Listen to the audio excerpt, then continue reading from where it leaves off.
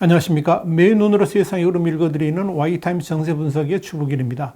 프랑스 대선이 뜨겁습니다. 이번 이 대선 결과가 유럽 사회의 흐름을 좌지우지할 수도 있다는 그런 전망이 나오면서 전 세계의 관심이 집중되고 있는 겁니다. 지난 10일 열린 이 프랑스 대통령 1차 선거에서 중도 진영의 에마뉘엘 마크롱 현재 대통령이죠. 그리고 극우 성향의 마린 르펜 국민연합 후보가 각각 1등과 2등을 차지해가지고 5년 만에 이 엘리제궁 열쇠를 놓고 경쟁하는 2주간의 레이스에 들어갔습니다.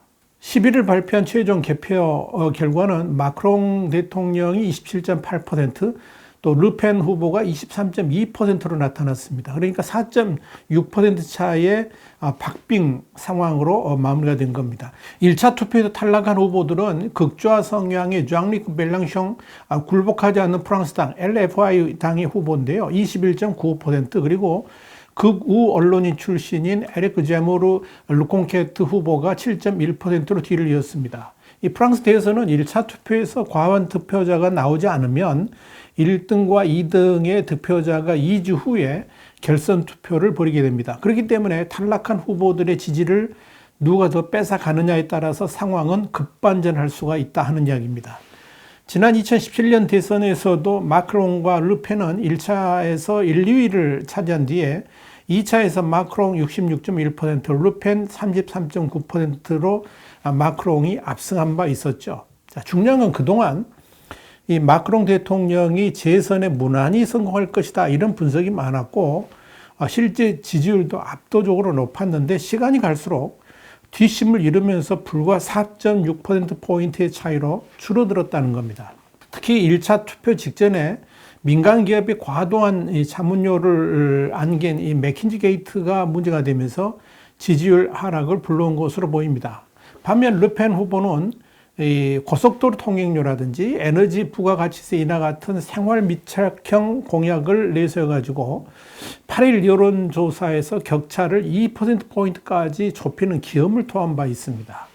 일단 1차 투표 결과는 마크롱이 약간 우세한 것으로 나타났습니다만 과연 이 추세가 결선까지 이어질지는 미지수입니다. 특히 여론조사상으로는 더욱 이 두 후보 사이의 격차가 줄어드는 추세였다는 점에서 그렇습니다. 그나마 여론조사 결과보다 약간 더 격차를 벌인 것은 막판에 이 마크롱 대통령이 르펜 후보의 극우 성향에 대한 네거티브를 강력하게 펼쳤기 때문인 것으로 보입니다. 이에 대해 르피가로지는 극단주의의 위험성을 집중 부각한 이 마크롱의 선거 막판 캠페인이 일부 통했다라고 분석을 했습니다. 일단 이 결선 투표에 임하는 마크롱과 르펜 두 후보의 지향점은 완전히 다릅니다. 미국의 정치 전문 매체인 폴리티코는 마크롱과 르펜의 격돌은 2차 세계대전 이후 프랑스 정치 구조를 지배한 전통적 좌우 대결이 끝나고 마크롱으로 대변되는 친세계화, 친유럽이나 그리고 EU파죠. 그리고 중도주의와 르펜의 상징으로 이렇게 볼 수 있는 반이민, 반EU 민족주의 대결로 바뀌었다 하는 것을 극명하게 보여준다라고 평가를 했습니다. 프랑스의 일간 르몽드도 이 극우 대통령 집권을 막아왔던 좌우 중도 정치 연대인 공화국 전선과 또 무슬림에게 프랑스를 빼앗길 수는 없다. 이런 반이민 전선이 얼마나 화력을 집중하느냐에 따라서 이 결선 투표의 결과로 나타날 것이다. 이렇게 전망을 했습니다. 이렇게 마크롱과 르펜 두 후보의 정치 성향이나 지지 기반 자체가 확연하게 다른 데다가 서로의 정치 지형에 대한 장단점이 워낙 뚜렷하기 때문에 이 두 후보의 결선 투표 전략은 상대방이 집권했을 경우에 부정적인 면들을 집중적으로 공략하는 네거티브가 판을 치게 될 것이다. 이런 전망이 나옵니다. 연임에 도전하는 마크롱 대통령은 결선 대진표가 확정된 첫날부터 이 지지 기반이 약한 지역을 찾아다니면서 극우 세력 집권을 막기 위한 연대를 촉구했습니다.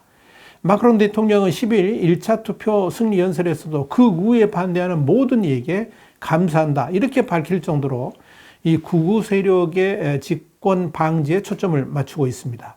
특히 1차 투표에서 3위를 차지했던 극좌성 성향의 이 장르크 멜랑숑 굴복하지 않는 프랑스, 그러니까 LFI 후보의 지지표들을 흡수하기 위해서 진력을 다하고 있습니다.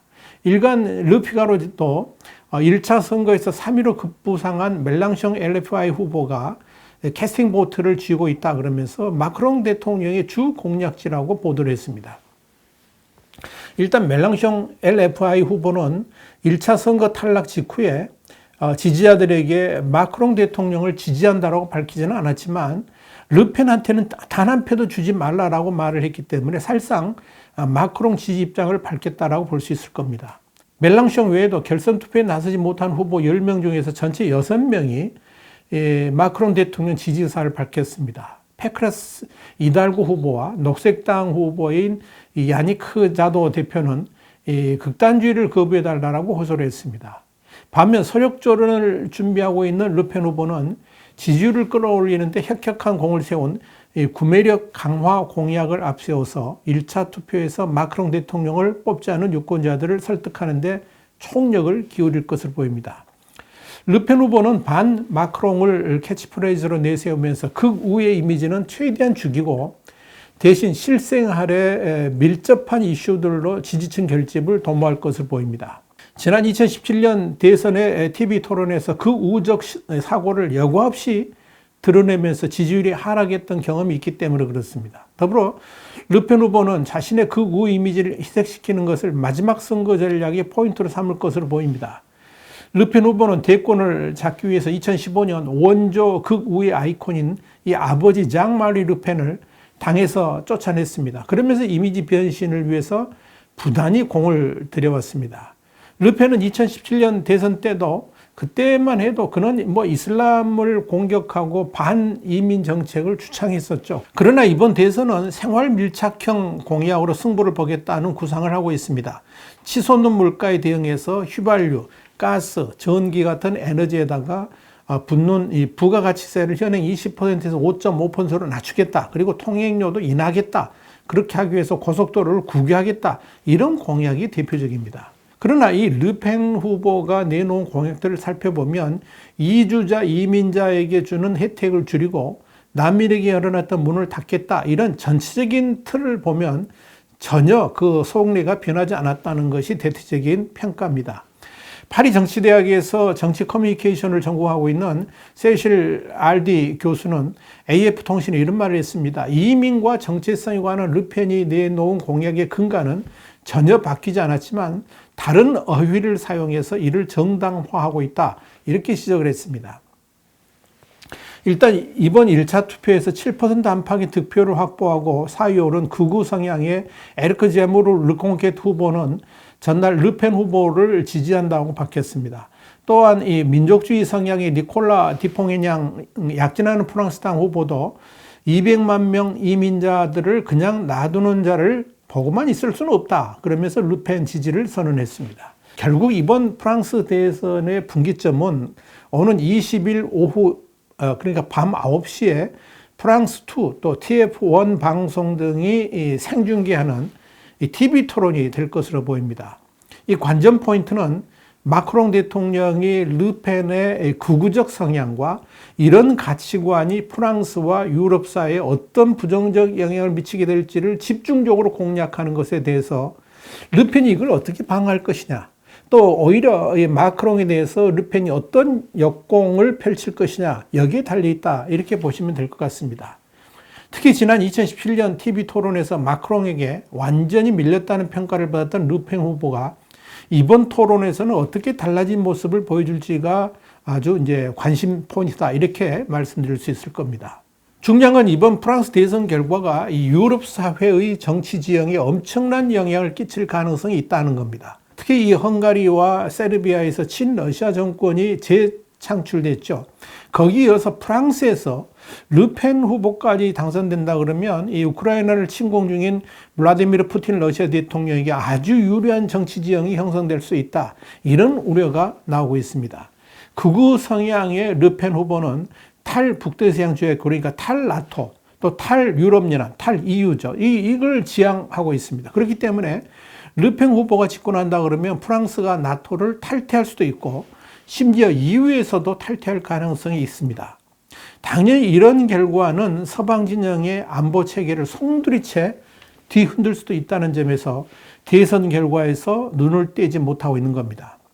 미국의 워싱턴 포스트도 11일자에서 프랑스는 푸틴과의 전쟁의 새로운 전선, 이런 제목의 사설을 통해서 르펜의 승리는 상징적으로든 실질적으로든 푸틴에게 큰 힘이 될 것이다, 이렇게 분석을 했습니다. 워싱턴 포스트는 이 사설에서 여전히 르펜이 당선될 가능성은 낮지만 역설적이게도 미국과 유럽의 대러시아 제재가 식료품 가격과 유가 상승을 견인해서 르펜의 부상을 돕고 있다 그랬습니다. 실제로 마크롱 대통령이 우크라이나 사태를 비롯해서 외교 역량을 집중하는 사이에 르펜 후보는 국내를 돌면서 에너지 부가가치세 인하 등 민생과 인플레이션 대처를 공약해서 유권자들의 호응을 얻고 있습니다. 그러나 워싱턴 포스트는 르펜 후보가 친서민 행보를 하는 동시에 친러 이미지를 지우려고 해도 그가 속한 당의 기운이 극단주의 민족 전선이라는 얼룩을 씻을 수 없을 것이다 그러면서 르펜이 속한 정당인 국민연합이 2014년 러시아 은행으로부터 900만 유로, 그러니까 120억 원을 대출받은 사실, 또 과거 푸틴 대통령의 악수 사진을 르펜 후보 홍보 전단으로 쓴 사실들이 이를 뒷받침한다라고 지적을 했습니다. 또 하나, 이번 프랑스 대선에서의 최대 초점 중에 하나인 나토와 EU 탈퇴 문제, 이걸 주목해야 될 필요 있습니다. 미국의 정치 전문 매체인 팔리티코는 르펜 후보가 5년 전 대선 때와는 달리 이 프렉시트, 그러니까 프랑스의 EU 탈퇴를 공약 전면에 내세우고 있지는 않지만 사실상 그가 내건 공약들은 이름만 뺀 프렉시트라는 비난을 받고 있다 그랬습니다. 그러면서 프랑스 국경을 강화하고 생겐 조약을 재검토하겠다는 공약이 대표적이다, 이렇게 지적을 했습니다. 여기서 생겐 조약이라는 게 뭐냐면 유럽 내에 26개국 시민들이 비자나 여권 없이 국경을 자유롭게 이동할 수 있도록 하기로 한 협정을 말합니다. 자, 이런 측면에서 폴리티코는 르펜 후보의 승리 시에 EU는 영국의 브렉시트, 그러니까 영국의 EU 탈퇴를 말하는 거죠. 영국의 브렉시트 이후에 가장 큰 위기를 맞게 될 수도 있다 그랬습니다. 그러면서 단기적으로는 폴란드에서 미국까지 아우르는 친우크라이나 연합을 크게 흔들고 장기적으로는 유럽 대륙의 정치정을 완전히 바꿔놓을 것이다, 이렇게 예측을 했습니다. 영국의 더 타임스도 13일자에서 마크롱 대통령이 르펜 후보를 겨냥해서 프랑스를 EU에서 탈퇴시킬 계획을 가지고 있으면서도 결선 투표가 본격화되면서 이를 철저히 숨기고 있다라고 비난했다, 이렇게 보도를 했습니다. 더 타임스는 이어서 마크롱은 르펜의 정책에 대해서 민족주의의 바탕을 두고 있고 그녀가 집권하면 파퓰리스트 빅토르 오르반이 이끄는 헝가리 같이 인권은 점점 축소될 수밖에 없을 것이라고 비판했다, 이렇게 전했습니다. 그렇다면 대선 결과는 어떻게 될까요? 일단 최근 여론조사들은 마크롱 대통령이 결선에서도 르펜 후보를 이길 것으로 전망을 하긴 합니다만은 이 득표율 격차가 5년 전보다 줄어들 수 있을 것으로 내다보고 있습니다. 지난 12일 프랑스 여론연구소 이 IFOP가 발표한 결과를 보니까 51% 대 49%, 불과 2% 차고요.